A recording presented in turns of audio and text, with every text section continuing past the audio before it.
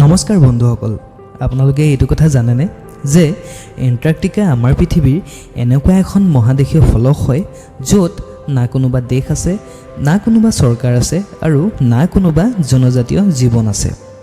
এই এণ্টাৰ্কটিকা পৃথিৱীৰ আটাইতকৈ শীতল স্থান হোৱাৰ বাবে এই অঞ্চলত কোনো বাস কৰিব নোৱাৰে। কিন্তু আপুনি কেতিয়াবা এইটো কথা ভাবিছেনে যে এই এণ্টাৰ্কটিকাত ঠাণ্ডাৰ মাত্ৰা কিমান ডিগ্ৰী তললৈ নামিব পাৰে আৰু এই ঠাই ক'ত অৱস্থিত? আচলতে বন্ধুসকল, পৃথিৱীৰ আটাইতকৈ শীতল এই এণ্টাৰ্কটিকা অৱস্থিত আমাৰ পৃথিৱীৰ দক্ষিণ মেৰুত আৰু এই এণ্টাৰ্কটিকাত ঠাণ্ডাৰ মাত্ৰা -95 ডিগ্ৰী পৰ্যন্ত হয়। বিজ্ঞানীসকলৰ মতে এই এণ্টাৰ্কটিকাত ইমান কম তাপমাত্ৰা হোৱাৰ মূল কাৰণ হৈছে অত্যন্ত শুকান বতাহ, যাৰ বাবে এই ঠাইত কোনো লোকে বসবাস কৰিব নোৱাৰে। ইয়াৰ ঠাণ্ডাৰ পৰিমাণ বুজিবলৈ হ'লে যদি আপুনি এই ঠাইত পানী এগিলাচ ওপৰলৈ দলিয়াই দিয়ে তেন্তে এই পানী তলত পৰা আগতেই বৰফ হৈ যাব। কি আচৰিত ন?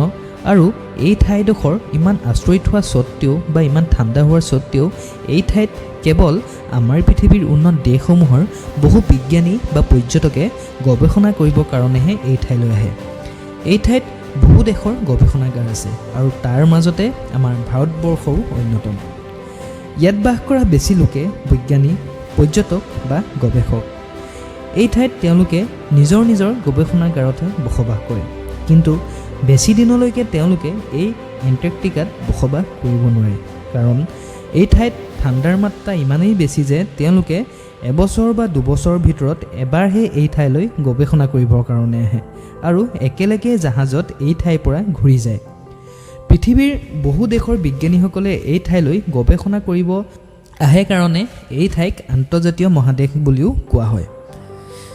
এই ঠাইলৈ গৱেষণা কৰিব যোৱা এজন বিজ্ঞানীৰ মতে এই এণ্টাৰ্কটিকা ঠাইডোখৰ যথেষ্ট ঠাণ্ডা হোৱাৰ লগতে এই ঠাইডোখৰ যথেষ্ট আচৰিত, কিয়নো এই ঠাইত এনে কিছুমান জীৱৰ প্ৰজাতি বসবাস কৰা দেখা যায় যাক পৃথিৱীৰ অন্য স্থানত ইয়াক দেখা পোৱা নাযায়।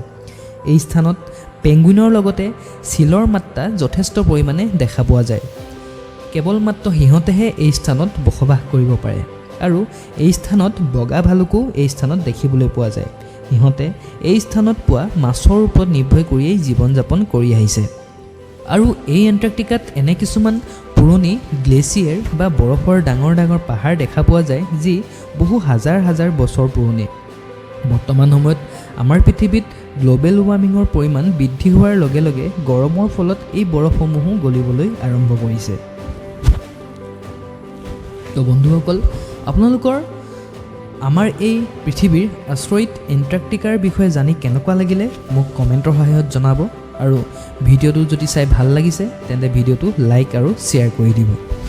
তো এনেধৰণৰ নলেজেবল আৰু ফেক্টৰ বিষয়ে জানিবলৈ মোৰ এই ফেক্ট চেনেলটো ছাবস্ক্ৰাইব কৰি দিব আৰু লগতে জয় আই অসম।